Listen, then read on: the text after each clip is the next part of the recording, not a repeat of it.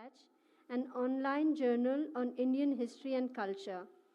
He has authored 5 best-selling books, published over 1,500 mainstream articles, op-eds, essays, and papers on contemporary topics, as well as political, social, historical, and religious analyses. He is also a veteran IT and media professional with over 17 years of popular speaker on culture, socio-political issues, and Indian history. Also founded, edited, and published several magazines. Sandeep Balakrishna will now speak on Indian historiography at 75. Namaste. Thank you for the generous introduction. A very good evening to all of you, and at the outset, I don't know how well I'll do after Prafullaji's powerful session, so let's see how this goes.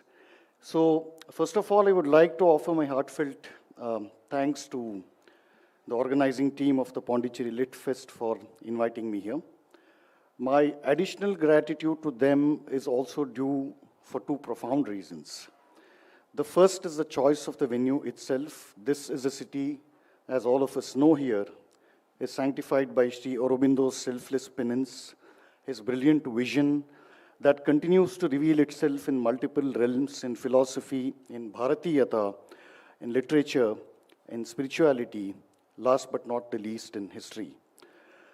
And the second reason why my gratitude also goes out to the organizing team is the thoughtfulness and the timeliness on their part for selecting this topic, Indian historiography, at 75. And I think it is highly befitting that we should be discussing this subject on the occasion of Azadi Ka Amritotsav. So thanks to all of you once more. And with that, we can begin. So let me first read out a quote. I'm sorry, my throat is not so good. Quote, "My message to my pupils and my pupils' pupils is one of hope. I bid them to be of good cheer because the opportunities for carrying on research in Indian history on the Indian soil are now unimaginably great, and the right atmosphere for this type of work has been created around us.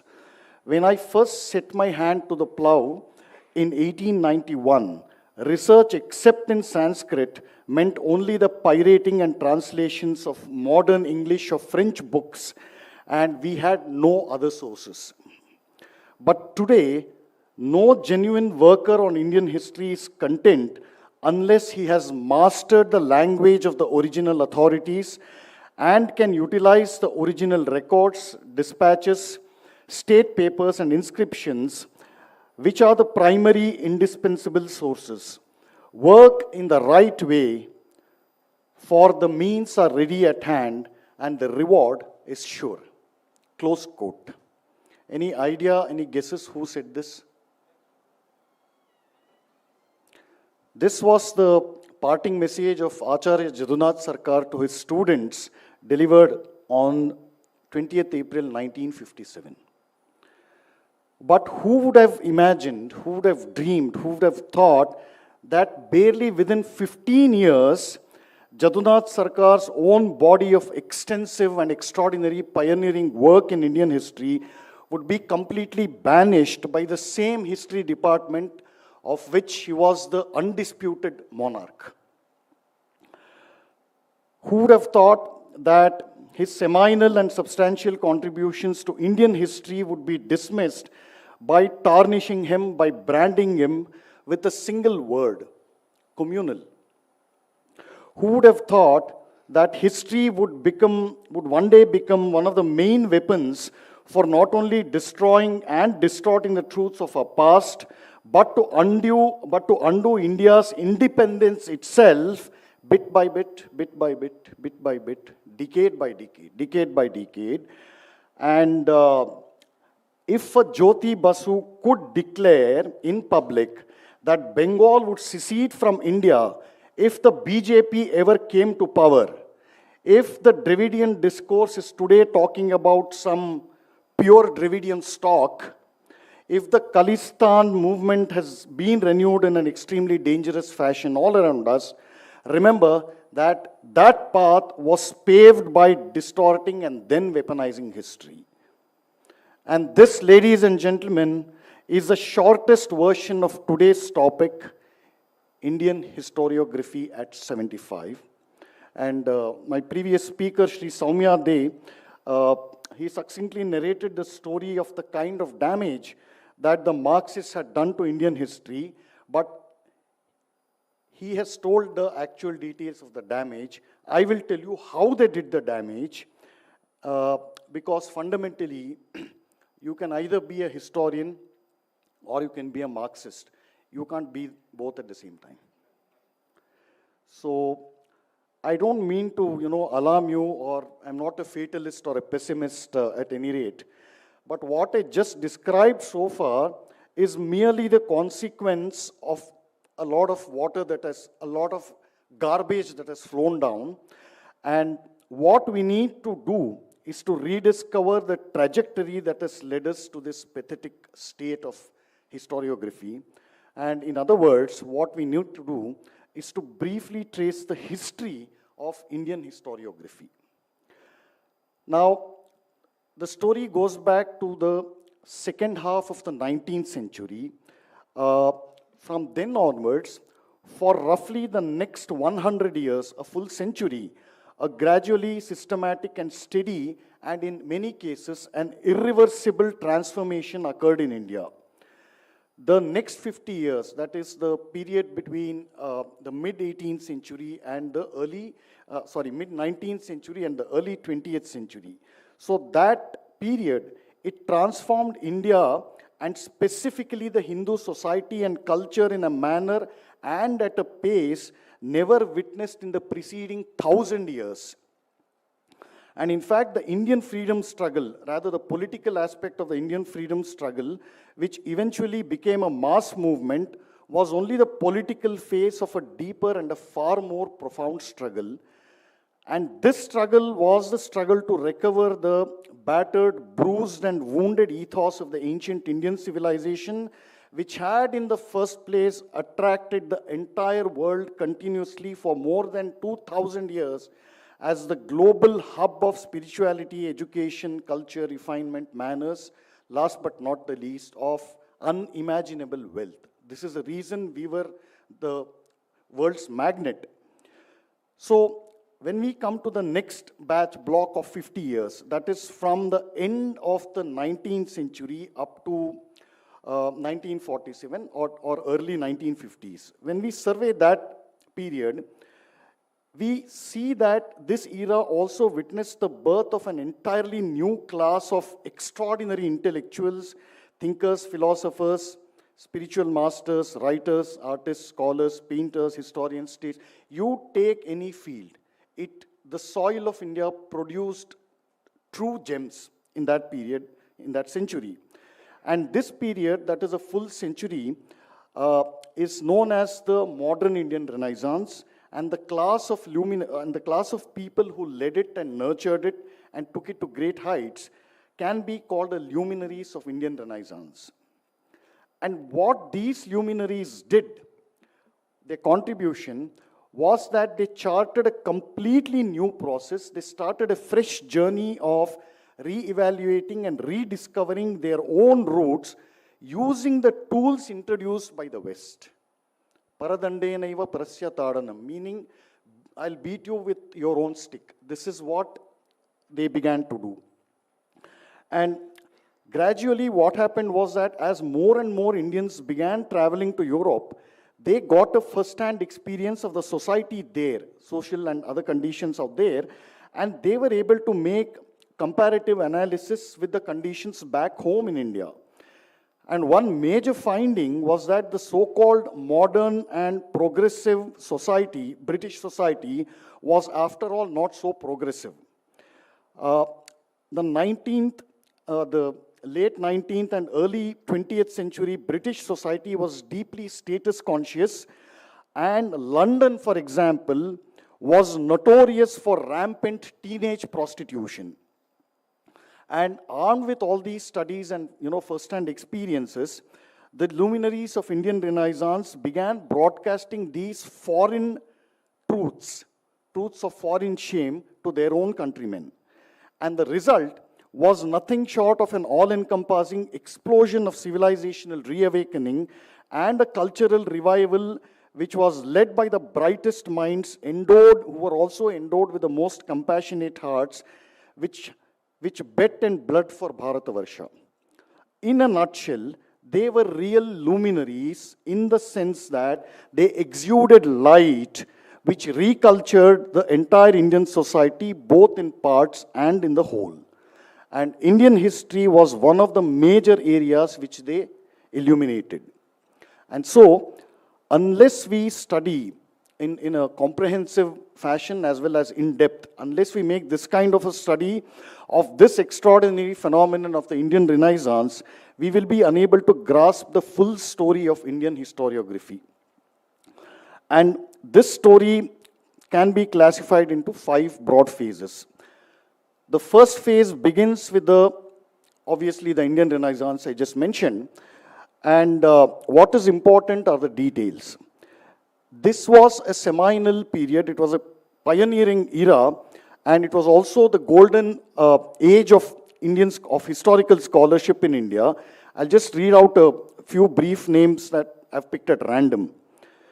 Acharya Jadunath Sarkar, G.S. Sardesai, V.S. Rajwade, Dr. R. Nasimhachar, D.V. Potzdar, Dr. S. Shrikanta Shastri, R.C. Majumdar, S. Krishna Swamayengar, K.N. Neelakanta Shastri, U.N. Ghoshal, A.S. Saltekar, C.S. Srinivasachari, D.V. Potdar, V.V. Mirashi, B.A.S. Saletore, R.N. Saletore, G.N. Saletore, B.C. Law, N.N. Law, R.D. Banerjee, Moti Chandra, D.C. Sarkar, Ramachandra Dikshitar, S. Shrikantaya, R.N. Saletore, G.S. Dikshit, C. Hayavadana Rao, Radha Kumud Mukherjee. I think I'll stop at this. So, there's a reason I mentioned all these names, because how many of these names are even familiar to our students, who are doing doctoral thesis, or even maybe MPhil, that level, or D.Lit kind of thing? How many of them would have even heard these names? So, in this first phase, historical scholarship of the highest degree was not only actively pursued, it was pursued as a sacred calling in the sense of Vidya. But it was also passionately nurtured, and it was carefully passed on to successive generations in keeping with the true traditions of the Bharatiya Vidya Parampara. The entire nation's academic atmosphere was sanctified by the presence of hundreds of these stalwarts. And I'll give a small example that shows how they worked, of the superhuman levels of the scholarship, they had. Let's say, for example, an archaeological sculpture, like I said. So based on just the ornamentation on the forehead of that mutilated sculpture, detailed discussions and debates would go on for months together in journals and in conferences. Each history scholar would pitch in with his own expertise, including a range of subjects, analyzing it from various angles, from knowledge of numismatics, which is a study of coins, and social customs of that era, one random shloka from a contemporary source, which actually says that this ornamentation did not belong to the Gupta era, but at a later or earlier age. One shloka. This was a level of scholarship. And it was also truly multidisciplinary, and what is important to remember is that all these scholars, without exception, had multidisciplinary expertise, and they were also polyglots. P.V. Kane, for example, he uses evidence of a copper plate grant of a certain period to explain a specific nuance of the Dharma Shastra relating to, say, birth ceremony, Namakarana. This was the level of scholarship, and that copper plate grant could be in any language, in any Indian language, Kannada, Telugu, Marathi, Sanskrit. This was their expertise, but the fun part is that P.V. Kane was not known as a scholar of history. Likewise, you had Jadunath Sarkar. This is a good example. So he draws from Kalidasa's Raghuvamsha, which is, as you know, a Mahakavya. He draws various verses from Raghuvamsha to describe and explain the finer points of a pillar on the Hazararama temple in Hampi. And Jadunath Sarkar was a historian, not a scholar of Sanskrit literature. This is what I meant, when I said polyglot and multidisciplinary. And M. Govindapai, he hails from my state. He is largely known as a great poet and literature. He knew 22 languages. New meaning not working language. He could read, write, and compose poetry in 22 languages. And he has also written an extremely learned treatise on the history of the Punnata kingdom. And if this was not enough, these luminaries, all these extraordinary scholars could write with equal ease in both academic journals and in the Sunday supplements of the Hindustan Times. This was a caliber, and I can go on and on, but anyway. Now, when we reach the next phase, this extraordinary atmosphere of history research and historiography, this atmosphere is largely intact because the foundations are so incredible. And this period can roughly be placed in the mid-1930s when research in Indian history was thriving at in an unprecedented fashion. For example, the annual session of the Indian History Congress of 1939, it was held in Calcutta.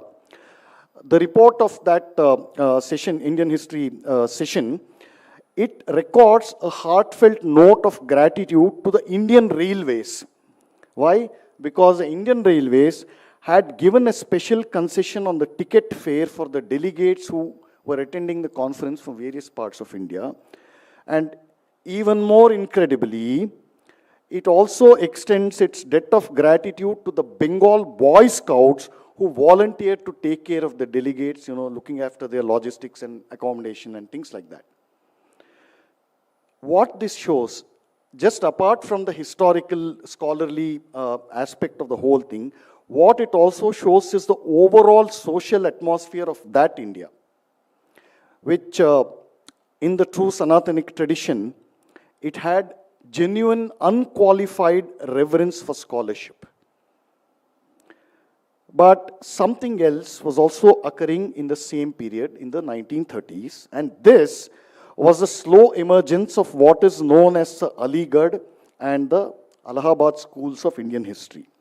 And the first batch of Marxist ideologues had appeared on the history writing scene around that time. I think Soumyaji mentioned the name of D.D. Kosambi.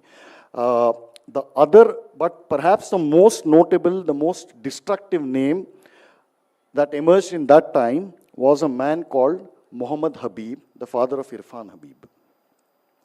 The amount of damage this one man has done to Indian history is incalculable, but I won't get my BP up. The third phase in our story of Indian historiography occurs roughly around the time that India got independence, but its real impact was felt by the end of, or mid or end of 1950s. And by this time, ideology, pettiness, groupism, and politics had already infiltrated, not only infiltrated, they had infected history writing as a pure academic discipline. Cliques and camps, they were formed as early as 1951 or 1953 at any rate, and R.C. Majumdar's ambitious project for writing the complete history of the Indian freedom movement has been crushed to pieces by, take a guess, anybody? Maulana Azad, at the behest of Nawab Nehru. And R.C. Majumdar himself has narrated this horrific story, but his contemporary, junior contemporary, B.A. Saleh Tore, he gives an overall picture of where Indian historiography was headed.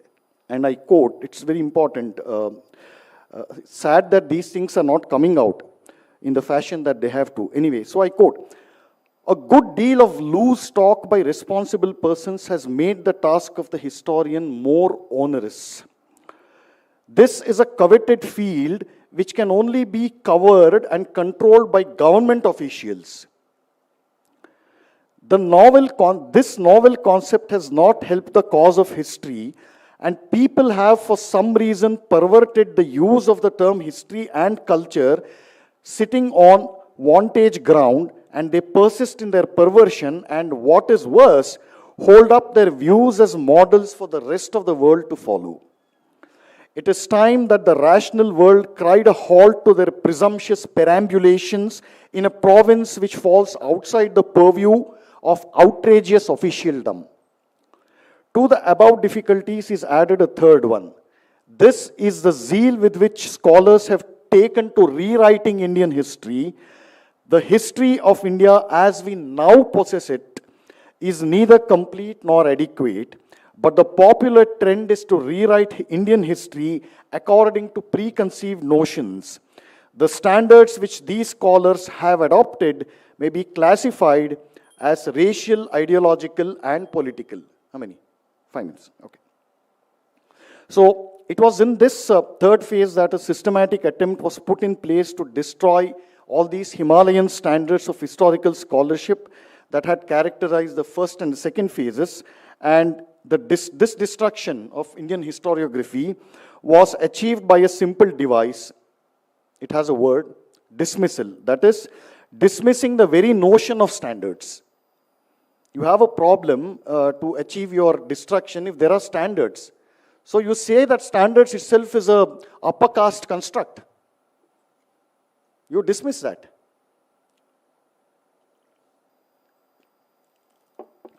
And so, therefore, it was not coincidental that the closure of Sanskrit departments and Hindu philosophy departments in various universities, they went hand in hand with the destruction of Indian history.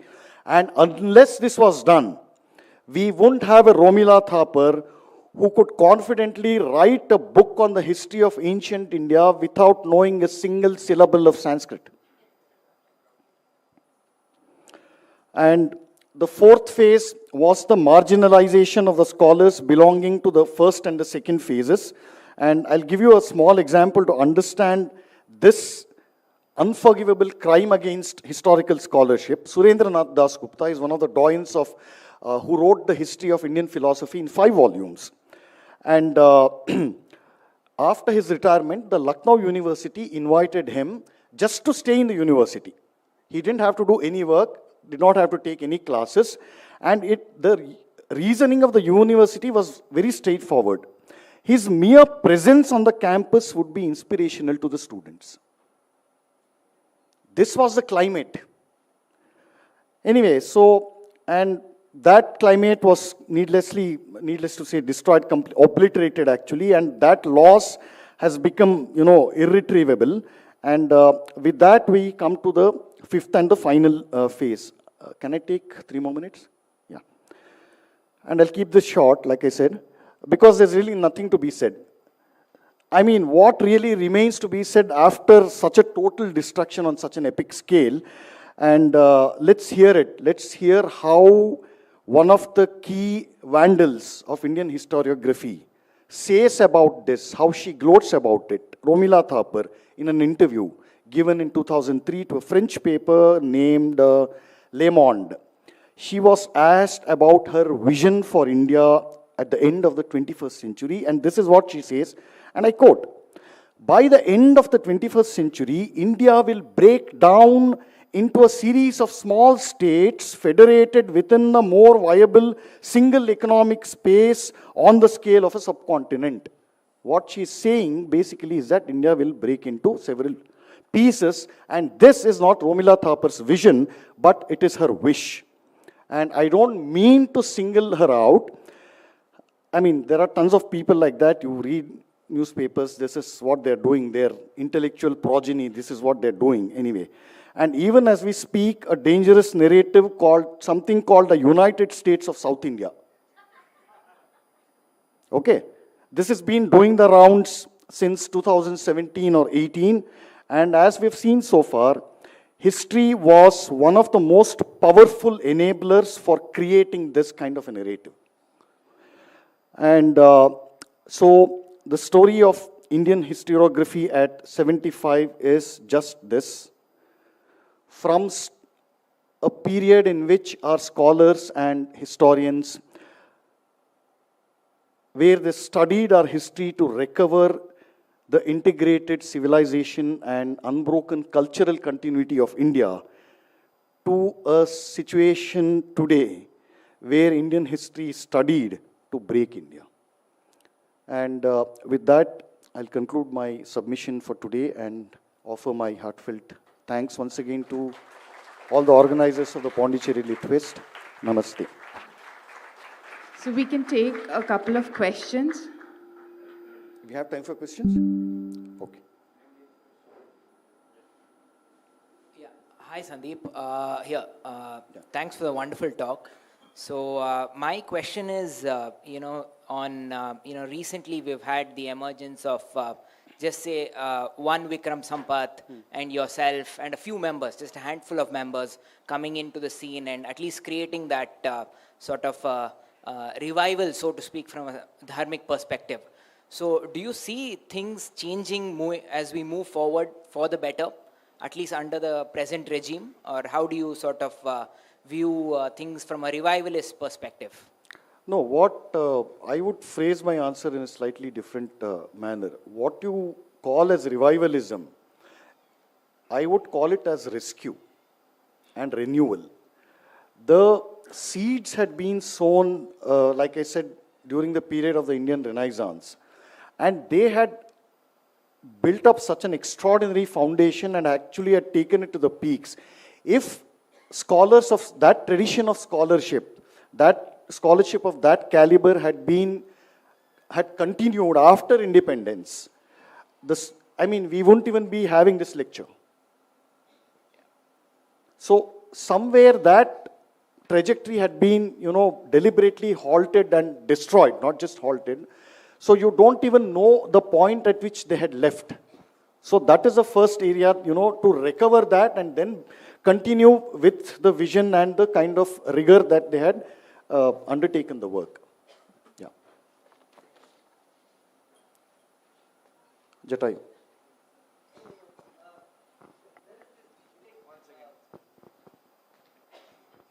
There is this thing about the grand narrative versus the micro histories. So the golden period that you mentioned, there is an observation that it was highly North India centric history and histories of South and even, let's say, the Maratha century itself didn't come to limelight during that period, which you rate it very high.